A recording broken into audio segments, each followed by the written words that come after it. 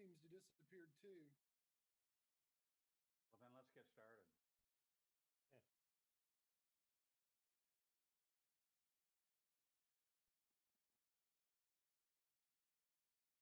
Quit talking bad about it. He's back. Yeah, I'm just gonna see if this trick that I learned works.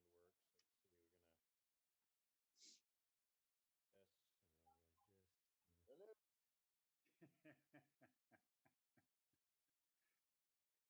Having fun now.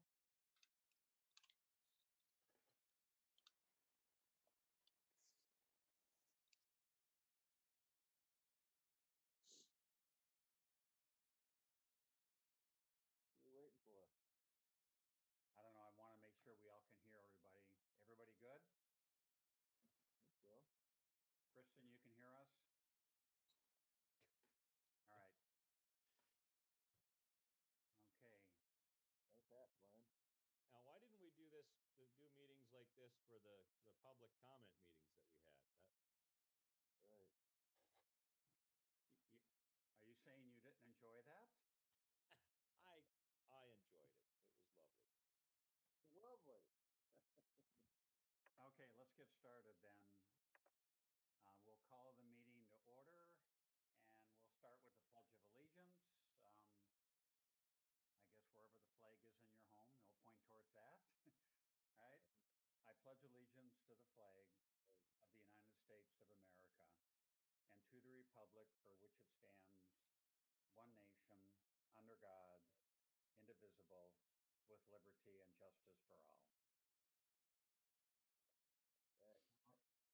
All right, item 3, roll call, Linda. Rich Rossway, Here. James Randall, Here. Kristen Kembenzi, Here. Dr. Brian Cherry, He's here. No, he's not here. That's fake. That's not really a. Dr. Brian Cherry, Here. James Hewitt, Here. Keith Glendon, Here. Glenn Sarka, Here. I like the hat. Well, I realized I didn't intend to wear it during the pledge. Apologize. Okay, we'll move along then to item number 4, approval of the agenda. We need a motion, and we will be doing roll call votes on all of these motions. I'll make a motion to accept the agenda. Second. Okay, was that moved by Mr. Sarka? Yes. Supported by Mr. Randall. Any discussion? Hearing none, we'll do a roll call vote. Linda? Rich Rossway, Yes. James Randall, Yes. Kristen Kembenzi, Yes. Dr. Brian Cherry, Yes. James Hewitt, Yes. Keith Glendon, Yes. Glenn Sarka, Yes. Okay, we'll move on to comments from the public. These are agenda items only. Do we have anybody in the queue on that at all? Deb or whoever is running the show? Elijah? Okay. I know that disappoints Mr. Glendon, but perhaps we'll get lucky later on. Item 6, superintendent's report. Bill? All right. Well, here we go. welcome, folks. We'll get right at it. Most of the superintendent's report, of course, is focused on budget for the upcoming year. So we covered part of this with appropriations the other day. We have a little bit more updated information based on the estimating conference on Friday. I forwarded you guys an email that kind of from your own association, MASB, that kind of gave you an update. So Deb has some numbers. Again, this is going to be a continuous moving target. So this is what we have at this point as of now. So Deb, you want to share that with us? Sure. Here we go. I've been diligently trying. I listened in on the CREC rehash this morning with Catherine Summers from the Senate Fiscal Agency and Sam Christensen and Jacqueline Mullen from the House Fiscal Agencies. And my information that I'll be sharing with you on the screen shortly is not as up to date as as this morning indicates. So I'm going to go and see if I can pull this up.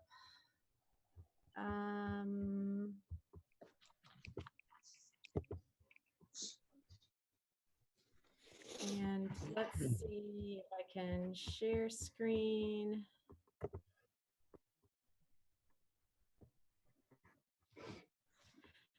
I'll have to have Ellie allow me to. Yeah, Ellie, can you change that setting? There you go.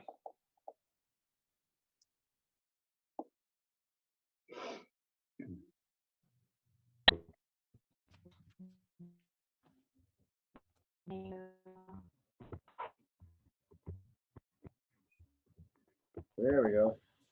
And so what I have here, yes, if you can see that. This is actually where I was looking at for the final amendment. And what we were originally intending to do, this here is our audited fund equity from last year, and then taking the March amendment, which is already approved. These are the changes that we have made to the revenues. So about a $348,000 cut in revenues based on things that aren't happening. We're not getting field trips that we're reimbursing. I did put in a plan for proration here of $75 per pupil, which is roughly the amount we expected to get in federal money. And usually that was how it was working. But information that I'll share from this morning's CREC summary would indicate more like 650 in this fiscal year. So certainly we're on a timeline where we may not see this before we have to approve our budget, but I'm trying to make some changes now. I keep going back to my other screen and getting things squared away to determine that exact number. Right now, the estimate is about 2.1 million that we would see as a deficit for this year. So when we look at this expenditure change of 1.1, we were thinking that we may have a net income based on all of these changes we see from March of about 337,000, but that's not going to be the case. I'm sorry. Can you back up? You went a little fast for me there, and I wanted the 650 that you Okay, mentioned, so that per pupil. That was a per pupil deficit versus a 75. Is that what did I understand that correctly? that's correct.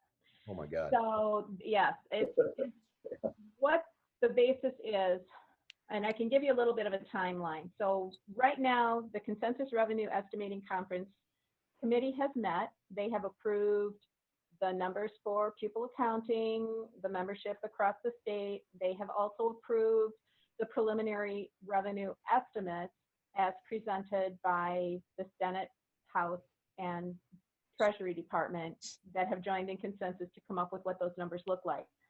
Those numbers look like a $1.091 billion shortfall for fiscal year 20 for the state. And so what happens now is the treasurer will send a letter to the state budget director saying the school aid fund is insufficient to meet our payments out to whoever participates, school districts, K-12, ISDs, community colleges, universities. So this week, the state budget director will be sending a letter to legislature. And legislature, once they receive that letter, that starts the 30 calendar days to determine how this proration is going to happen. One of two scenarios is most likely. One, they talk about transfers from other sources, maybe federal backfill if it's allowable. The state has to maintain effort as well. So there's some questions there as far as what's happening. That part is unknown. Or they can prorate as the statute requests or pass a negative supplemental, which means they can prorate not as the statute presents on an equivalent share with everybody who participates in the school aid fund, but rather on specific areas. Like I gave an example, and this certainly hasn't been spoken of, but just to give you an example, maybe to fall in line with those districts that would see financial hardship, that 5% threshold that begins an alert process for an early warning indicator of fiscal distress. maybe anybody with funds balances greater than 5%, they would say those people are going to share at a 2x pupil foundation allowance reduction. So we typically get the 2 times increase. And that's just an example. I'm trying to show you how that might work if somebody were going to pass a negative supplemental bill. They can set the stipulations for how that proration works. If they follow the statute, the proration share works as taking that $1.09 billion shortfall, and then they calculate how many people, not people, but groups participate in that school aid fund. And roughly 85 to 86% of that school aid fund is utilized by K-12 and charters. About 9.4% of it is ISDs, 3% of it community colleges, 2.5% of it universities.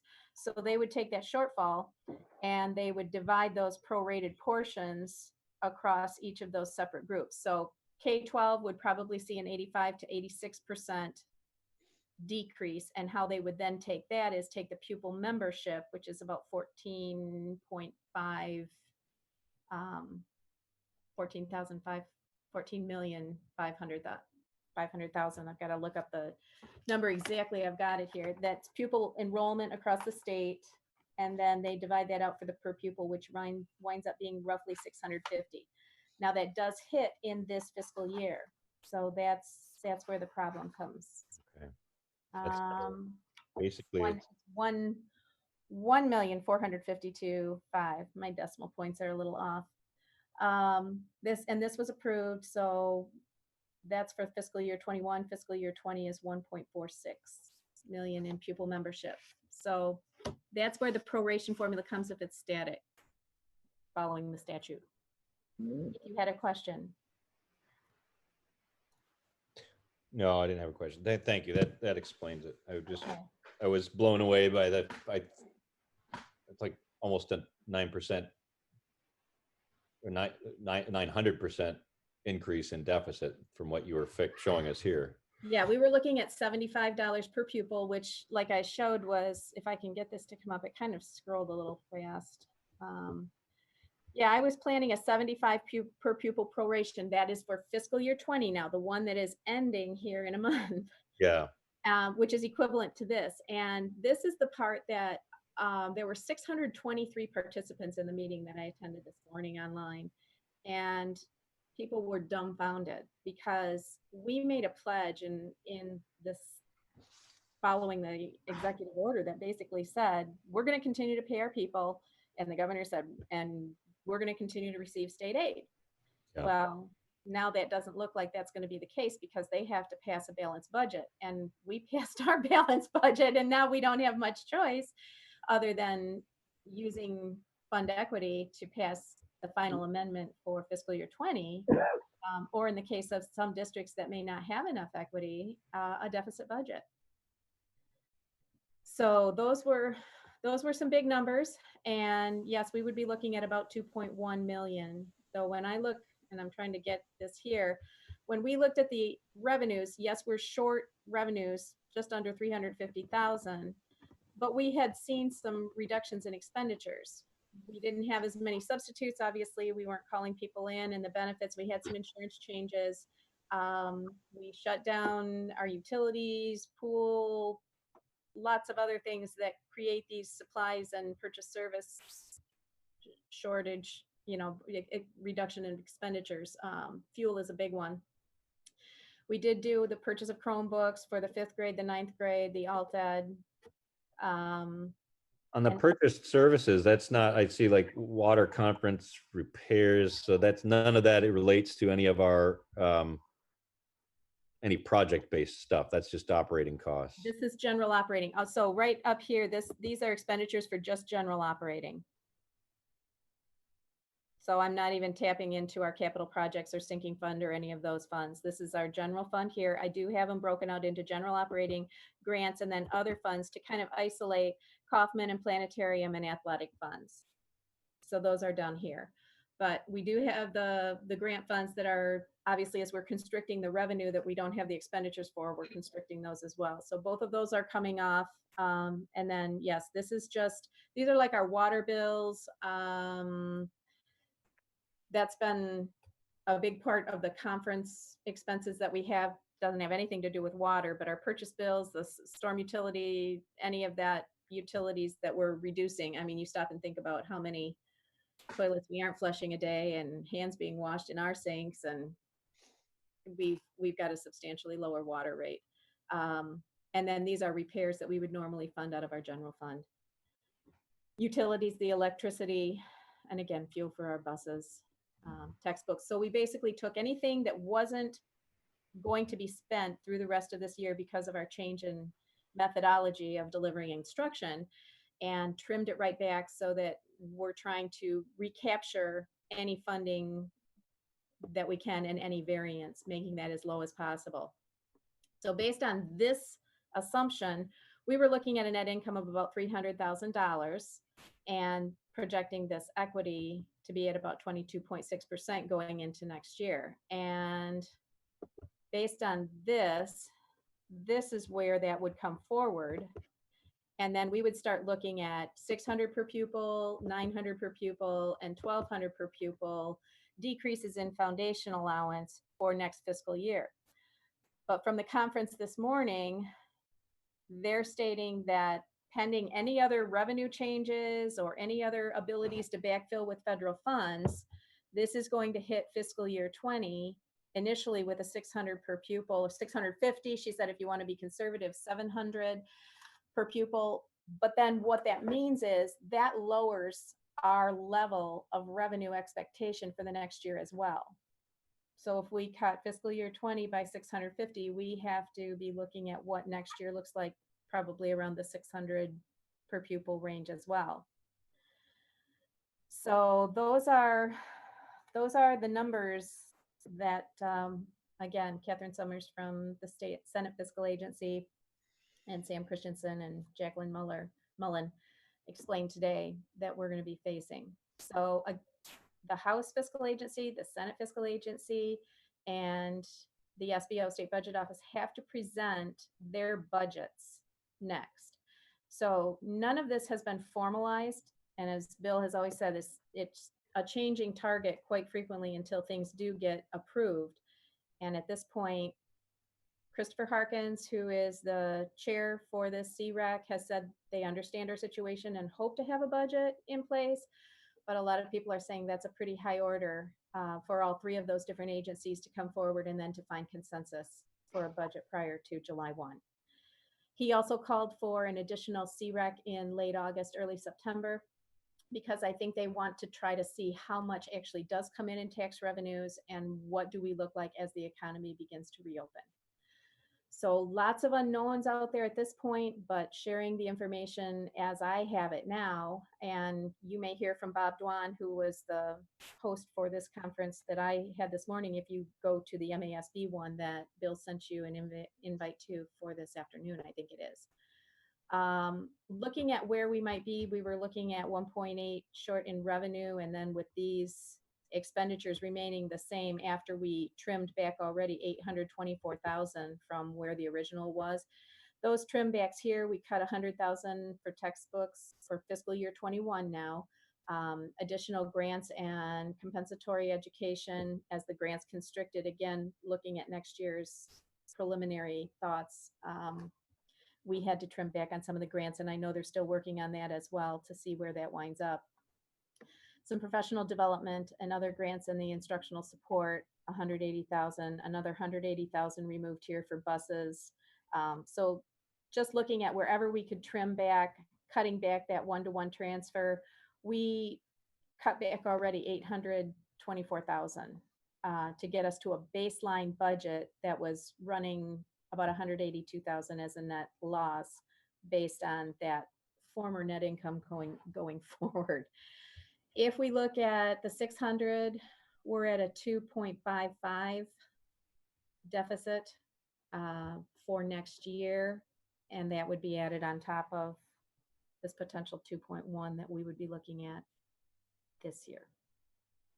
not great news. Hopefully, I know Bill and I have a lot of work to do as far as where this is all going to come from. He's been doing a lot of diligent work with his principals to determine what does it might look like, as well as class sizes and what we may even look like in the fall. That's still an unknown as well. Online. Yeah, so that's on the class sizes and what we look like on operating costs. How did you model that 2.55 for next year? I mean, what was the assumptions on expenses? We were in school or we were, This is still all traditional. I have not accounted for any of those other components. Yeah. This is just Yeah. taking that baseline and showing you the effect of a Yeah. 600 per pupil revenue cut. okay.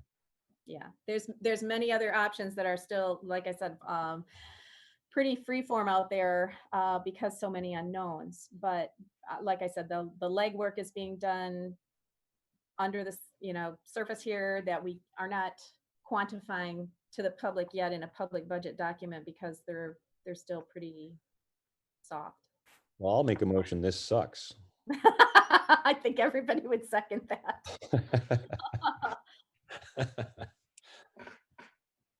Do we have Yeah. seconds on that? I've been saying this is budgeting. This is budgeting by throwing darts at a invisible dartboard in the dark. Oh. Well, let's just assume that Mr. Rossway is going to get his new boss to make up the difference for us.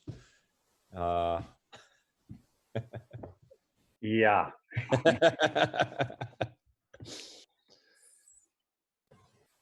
I'm way down on that pecking order, I can tell you that. I'm sure.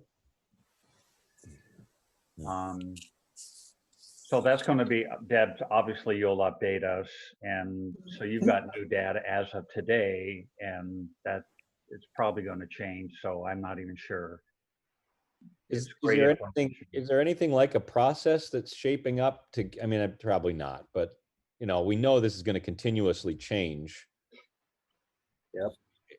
Is that going to, are the continuous changes going to impact our normal process of approvals? And should we be looking at our normal process and maybe amend our process in some way so that we're not going through the motions of approving budgets that we know are going to be blown out of the water in 2 weeks anyway, or what, So Keith, unfortunately, the board still has to pass our budget by the end of June. So the state hasn't given us any leeway on that, even though we're really probably not going to know those numbers.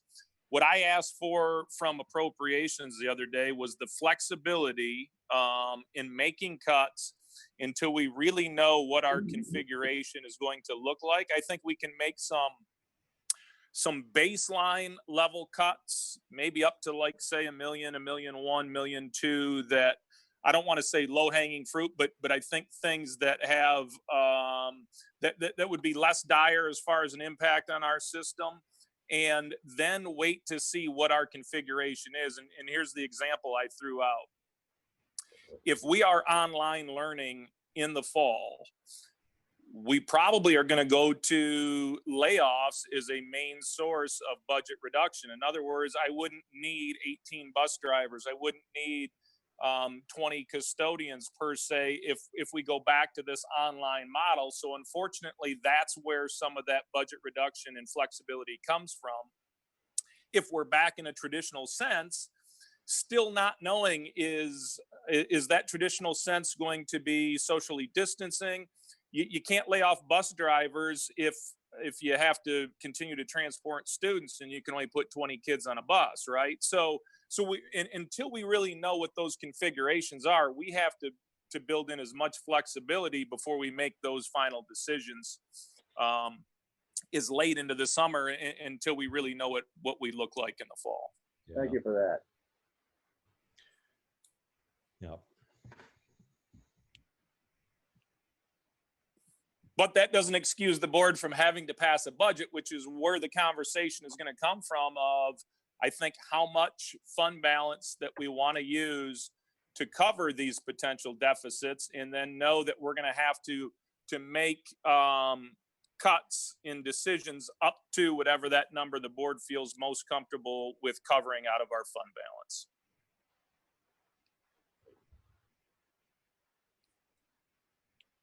Nick?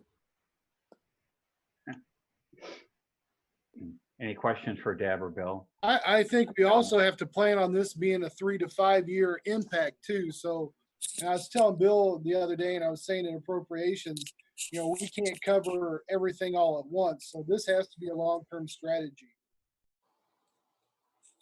Very much.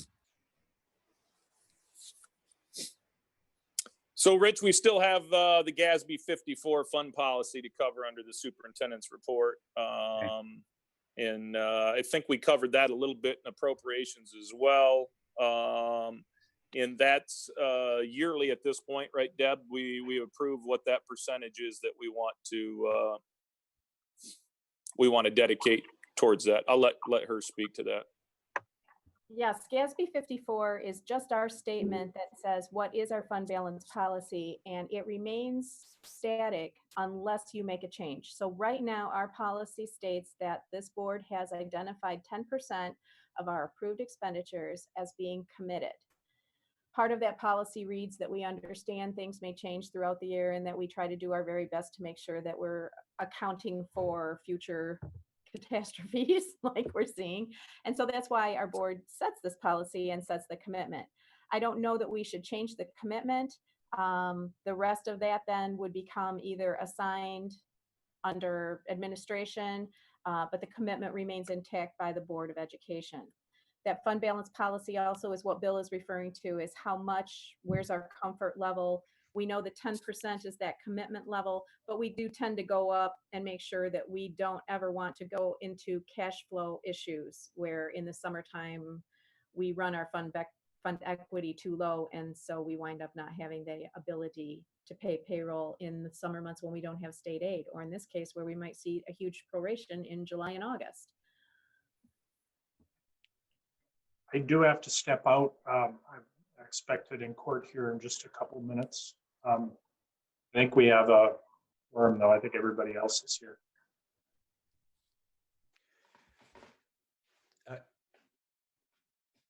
I'm gonna have to step out myself. I have a meeting at noon, so I'm gonna have to step out a little bit early. So we can move it along. Have you guys looked at I mean, you probably have, but what's the likelihood, with the likelihood of some kind of layoffs?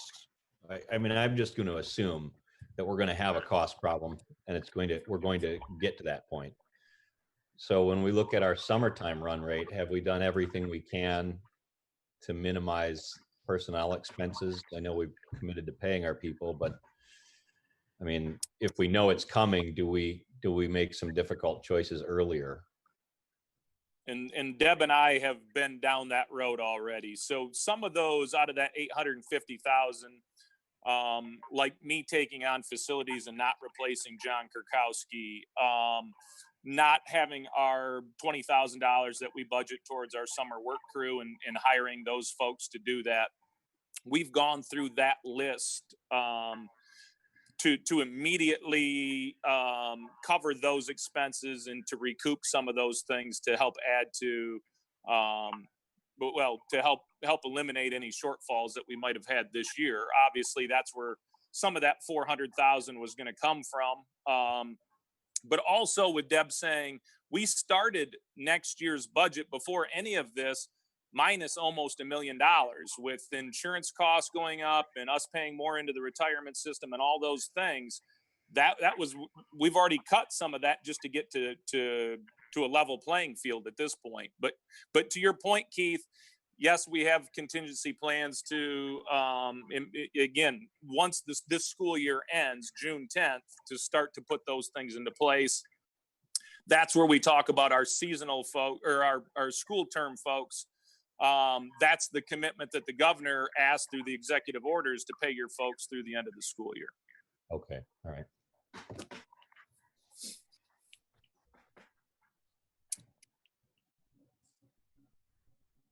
If you want to keep going then, Rich. Yeah, I know let's we lost Glenn already, but I know, and Jamie's threatening to leave next too, so. Are we done with superintendent report, Bill? yes, I just can't believe Jamie Randall prioritized somebody else over us. So we got to get to the bottom of that at some point too. But. I'll let you I keep bet it's going. Marisa. It's got to be Marisa. Actually, it's not. It's actually a Zoom meeting with the advisor at my daughter's college. Okay, we'll move it along then. I'm feeling some pressure to get this thing done. So we're gonna move on unless there's anything under other for superintendent report, Bill. No, you can move. All right, item 7, consent agenda, which incorporates a few items. I would entertain a motion. I make a motion to approve the consent agenda. Support. Okay, moved by Mr. Glendon, supported by, I'm sorry, Randall, supported by Mr. Glendon. Any discussion? We'll do a roll call vote, Linda. Rich Rossway, Yes. James Randall, Yes. Kristen Kembenzi, Yes. Dr. Brian Cherry, Yes. James Hewitt, Yes. Keith Glendon, Yes.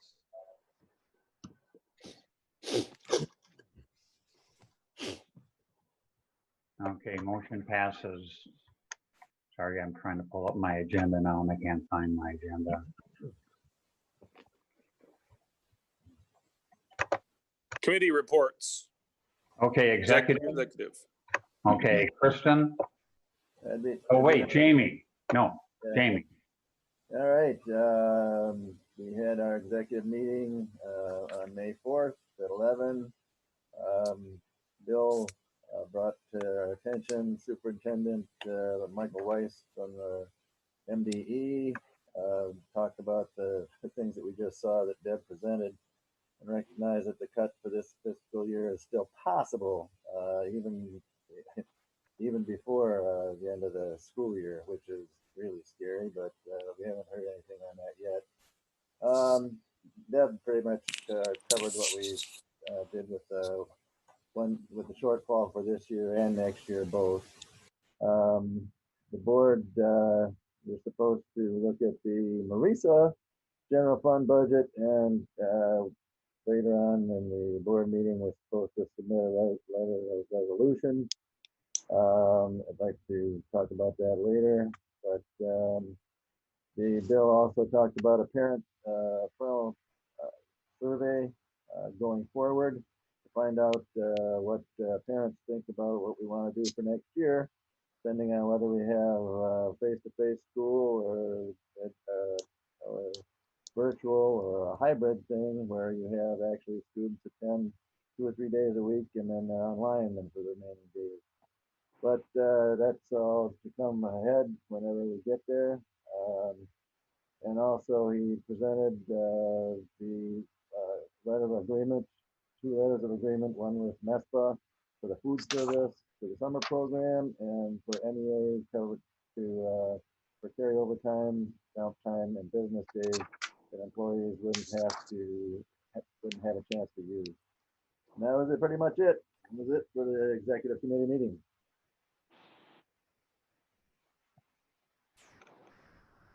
Any questions for Jamie? Hey, Bill, just quickly on that survey that Jamie mentioned, do you have any other comments on that? No, again, I think I didn't communicate that in a proper way when I had originally proposed that and sent it out to the board. I was kind of gauging from a most restrictive to least restrictive, and that's what I was really trying to gauge from parents. I do agree that we're going to be at the mercy of the state that's ultimately going to make that decision for us. What we look like come fall. But I do think that there will still be, as always, some parental choice in that matter. And again, hypothetically, and again, didn't do a good job of explaining that in hypothetical terms. If we are somehow back in person next fall, as we build our online model, trying to gauge how many parents are going to opt to still keep their students home and elect an online option only. We'll do a better job of communicating that. We want to capture those parents before they elect to enroll in a Michigan Virtual or Great Lakes Academy or someplace like that. We need to retain as much of those students as we possibly can.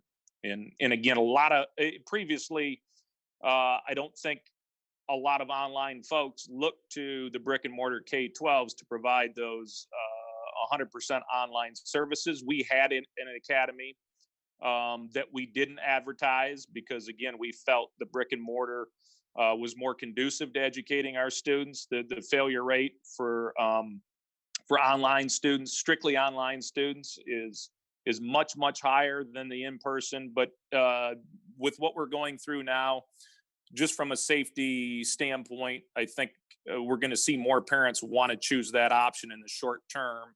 And again, we'll have to start marketing and let them know that MAPS is here to provide that service as well.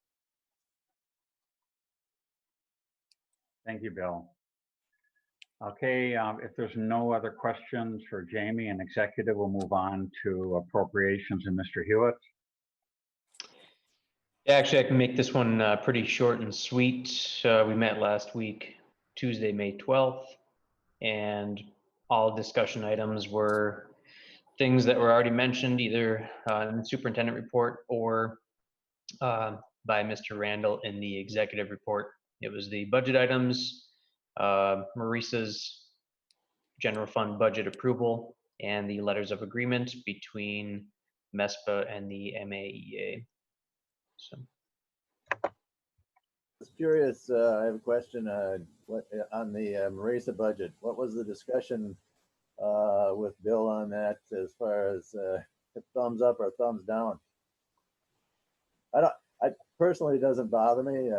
One way or the other, it's not going to matter.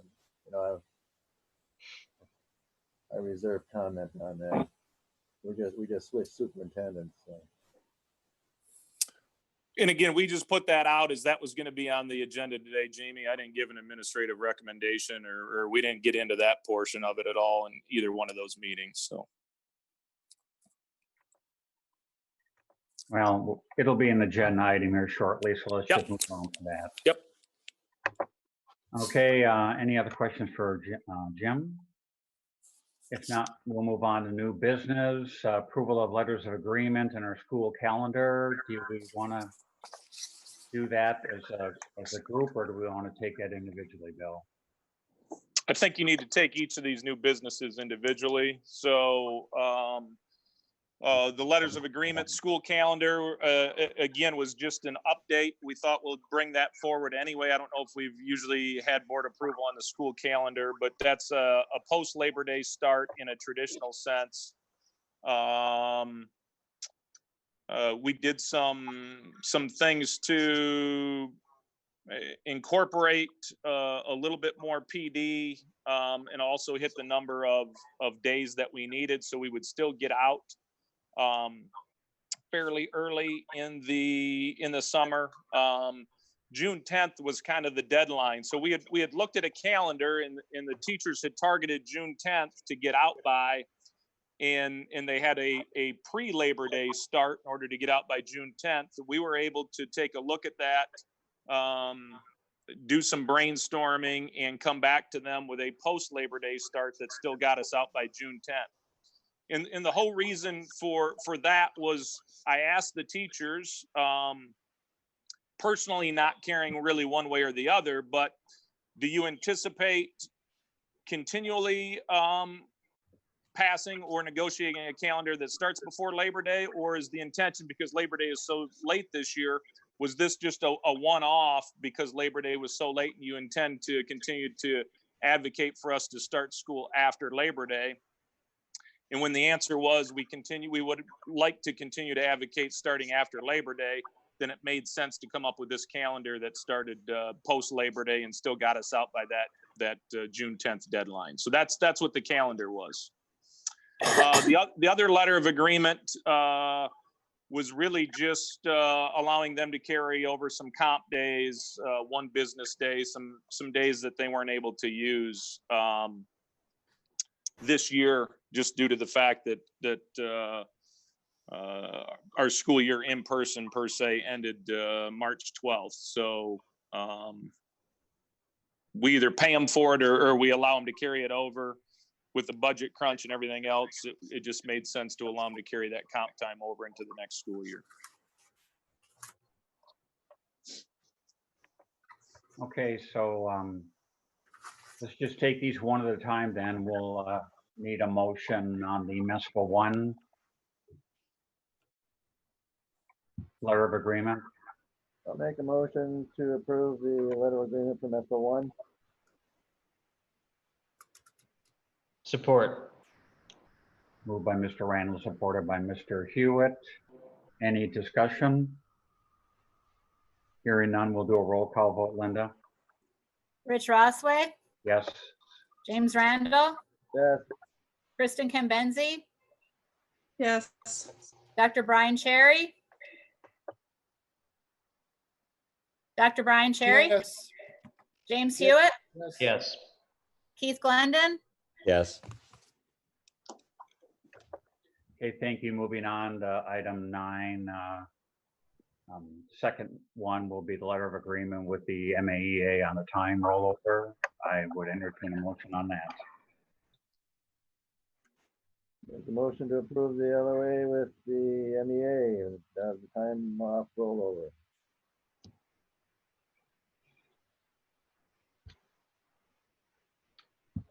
And then I believe Mr. Hewitt has to recuse himself too.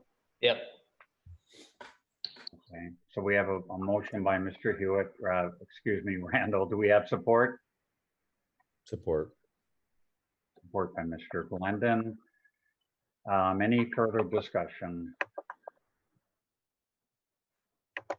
Hearing none, we'll do a roll call vote on this item. Linda? Rich Rossway, Yes. James Randall, Yes. Kristen Kembenzi, Yes. Dr. Brian Cherry. Yes.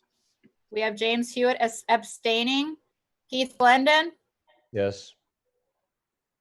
Okay, so motion passes with 1 abstention. On to the school calendar to approve there for MAPS 2020, 2021. Entertain a motion.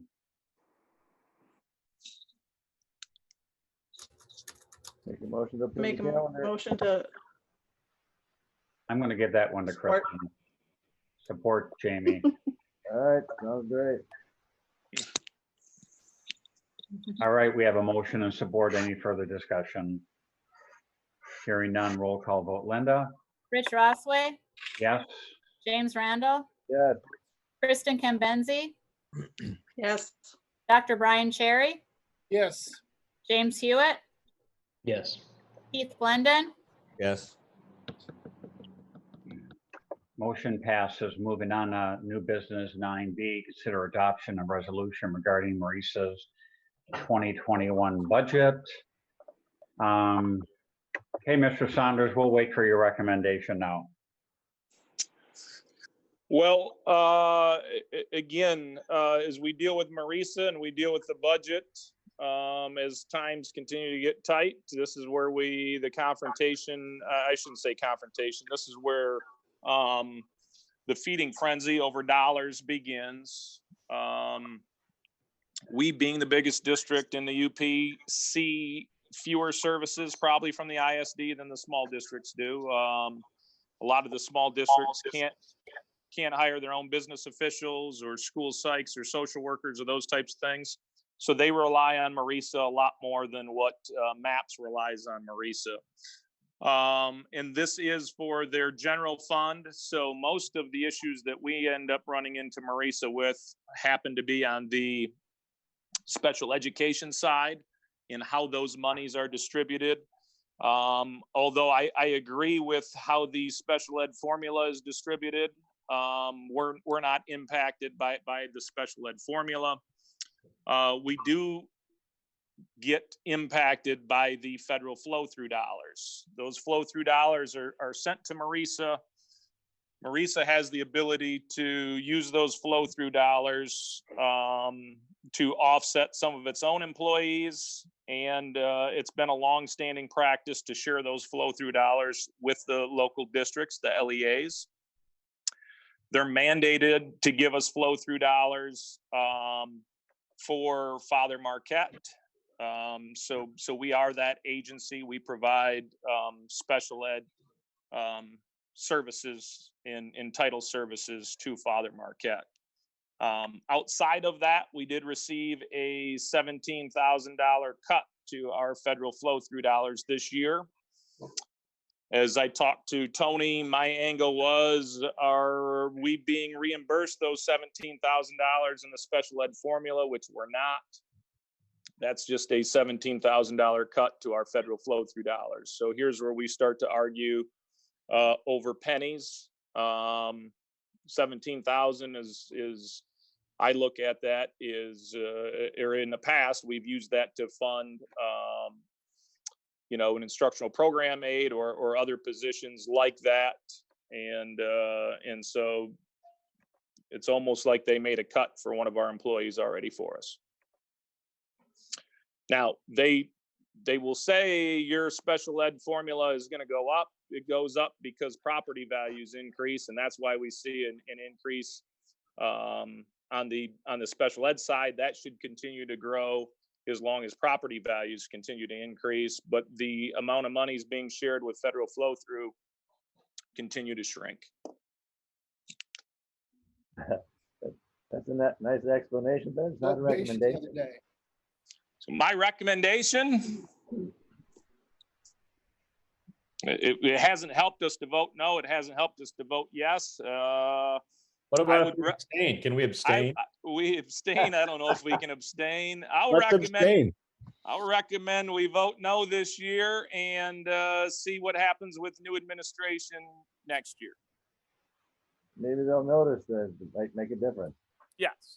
One thought that I also have, as you can see how volatile the information has been that I have given you about our budget, and ISDs are included in that proration. I'm assuming that this budget was developed long before we know what we know today.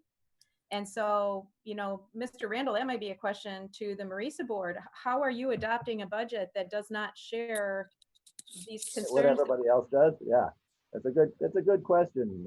Unfortunately, I'm only one vote. Well, I wonder if we could do a vote with a resolution at some point where we actually say, hey, given the COVID situation and the unique opportunity of a change of leadership at Marisa, we would like to somehow, I don't know if it's a resolution or somehow actually formally note, the specific things the specific reasons we voted no and what we'd like to see out of Marisa in the coming years. And given this, is there a way we can be a little more poke the bear with this and give Mr. Randall some ammunition for his vote, Well, it's actually been brought to their attention several times, and the explanation has gone on pretty much on deaf ears. Yeah, but a resolution gets public attention sometimes, right? Telling them is different than telling the community. I don't know, just a thought. Well, one of the things that you do have to do is whenever a board, regardless of which district, does not approve their budget, you do have to give rationale for why. Yeah, I fill that out every year, Mr. Glendon. Just a complete lack of. We have gotten press. This has been front page of the Mining Journal and other sources in the past. It usually results in a meeting with Marisa. We discuss why we didn't, and nothing changed. I've been at that meeting. I get it. Yeah, you've been there. So, all right. As Bill pointed out, we got a new superintendent that might pay more attention to why districts don't approve their budget. Again, it is something that they can choose to ignore it or do something about it or give you a decent explanation why. Well, a prime example right now would be, how are you working to collaborate with local LEAs to weather this crisis? And that's the part that I think Brian's referring to as far as the leadership piece. And I'm not pointing out any individual, but that's what we don't have, is another equal partner across town working with us in collaboration to ease the pain in all these situations. And it becomes every person for themselves. And we don't really see a whole lot of, let's put the buying power of 13 districts together and see where we can save money and save some efficiencies, and it just doesn't, it continues to not happen, Unfortunately. unfortunately. Okay, so we need to make a motion here. Yeah, and I see we have, I mean, there's the resolution and then there's the proposed budget. I mean, do we have to take action on, it's just the resolution, correct? We either vote yes or no on that? So what we will do is make a motion to consider adoption of the resolution, and then each person will either give support or non-support. I think we could do it that way. Before, we've worded the motion as we're going to make a motion to support or non-support, but I think we can just vote, and then whatever the outcome is what we will do for the resolution. We'll either declare it supported or non-supported. Okay, that makes sense. So with that in mind, will entertain a motion from Mr. Randall. Nice shot. I don't know if Mr. Randall, if that is a conflict of interest for him or not. I don't know if we looked into that. It is not a conflict of interest. I Okay. checked with MASB this morning about it, and they said he is able to vote on this. Okay. Somebody else can make the motion though. I'll make a motion that we consider a resolution for Maurice's 2021 budget. I'll second. Okay, so we have a motion by Dr. Cherry and a second by Mr. Randall. So this would be a yes or no vote then on the budget, correct? And just a reminder of Mr. Saunders' recommendation regarding this. So Linda will do a roll call vote. So if you say yes, it will be supporting the budget. No will be non-support. Rich Rossway, No. James Randall, Considering all of the arguments that Mr. Saunders just presented, I vote no. Kristen Kambenzi, No. Dr. Brian Cherry, No, James Hewitt, No. Keith Glendon. No. Okay, so the resolution will be, it will be declared that we do not support the resolution. We do want to send something, as Bill said, to them explaining our reasons for non-support. Bill has that paperwork, doesn't he? Yeah, I'll craft that.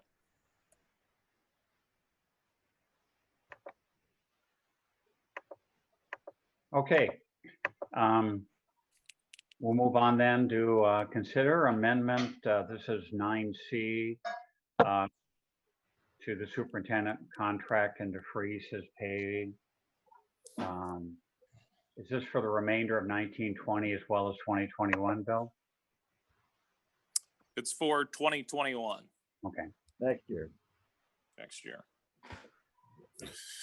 So as you know, as we've built into all our budget forecast for next year, all our contracts are up. And I think as Deb would tell you, we've built in salary freezes as part of those budget assumptions that we are moving by now. Obviously, this isn't a negotiation at this board meeting. But moving into negotiations, we have to certainly negotiate with all those groups. Anything could happen, but I think that would be a first step in setting the tone for what things are going to look like next year. Obviously, I feel bad that we're going to have to make decisions that are going to put some people out of work. And so in doing so, I don't think it's fair that I take a raise going into next year either. Appreciate And your with- comment. I actually have to leave, so I'm glad we made it through most of the meeting. So we'll see you see you next time. Thanks, Jamie. Thanks, Jamie. So your contract, Bill, it's an automatic increase unless we take action, correct? Correct. Okay, so this would be the action. So I would entertain a motion. I do want to say before we take the action that everyone in the district did receive a 5% increase in their contract. Last year, Bill only received a 2% increase, so this is a huge sacrifice on his part by entertaining this motion. And I would further substantiate that he is taking on the facilities position for the district. I understand the optics of pay freezes and where we're going with negotiations, but I really want to let this board know that he has been here every day. He's going above and beyond, and that he is taking on more and more responsibilities. Well, everybody else has been taking higher pay increases than he has. His pay increase of 2% per year was based on an extended contract. So I understand where that's at, but I just want to make sure that this board understands how very fortunate they are that they have Bill. Yeah, no, we could definitely second that. At least I certainly do. Bill, did Linda and Deb say that exactly how you wanted them to? It cost me $100, but yes, and I appreciate that from both of them. You know, and unfortunately, moving forward, a lot of people are going to have to take on more work.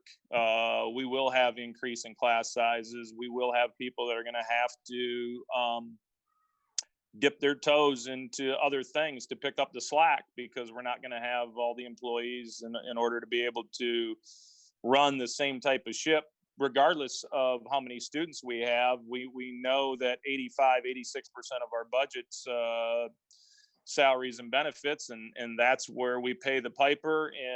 In good years, we're able to bring down class size, and we're able to have more help in areas, and in lean years we're forced to do less. You know, we haven't had a curriculum director in our district for eons. You know, we used to have 2 assistant superintendents, and now Deb has to pick up the slack of only having 1 assistant superintendent. And, you know, the list goes on and on and on. And so a lot of people are picking up the slack and making things happen with the budget shortfalls that we have. We could spin this pretty positively by just focusing on the accomplishments we're going to make in bringing down class sizes, you know? Just a little levity. Yes. That one went over like a fart in church. Sorry, guys. No, I appreciate it, Mr. Glendon. And I do concur, you know, with the additional responsibilities Bill's taken on, you know, with replacing Mr. Krakowski, plus this, you know, I grudgingly support any motion on this. It's just something that we have to do from a perception standpoint. And, you know, we certainly, with Deb's presentation, we have a lot of very tough decisions to make here in the upcoming months. So Yeah. with that, I don't believe there was a motion on the floor yet, so I would entertain a motion. I'll make the motion to amend superintendent's contract for 2021 to freeze pay at the 1920 rate. I'll support. Support. Motion by Mr. Hewitt, supported by Mrs. Kimbenzi. Any further discussion? Hearing none, we'll do a roll call vote. Linda? Rich Rossway, Yes? James Randall. Oh, he already left. Kristen Kembenzi, Yes. Dr. Brian Cherry, Yeah. James Hewitt, Yes. Keith Glendon, Yes. Well, it was unanimous, Bill. Thank you. Okay, we're moving on now to item 10C, comments from the public. Do we have anybody on the queue, Linda?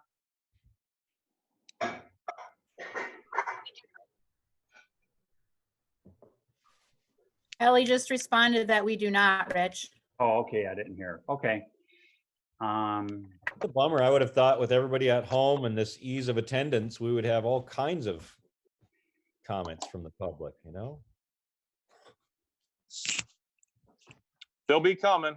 Yeah, yeah. Okay, I'm going to just open it up then for any board member comments. I'm not going to do a roll call on this, so anybody want to weigh in on anything, you're more than welcome to. Okay, Board president comments, I'll take each of those 5 minutes from board members and I'll be now speaking for the next 25 minutes. Wonder Nope. why I can't hear mute on Rich. What's that, Brian? You were breaking up. Yeah, I was saying I don't know why I can't have a mute button for you. Yeah, well, I'm muting myself right now. Announcements and other meetings. I guess our next meeting is going to be the budget hearing and a regular board meeting on June 29. I guess stay tuned for that.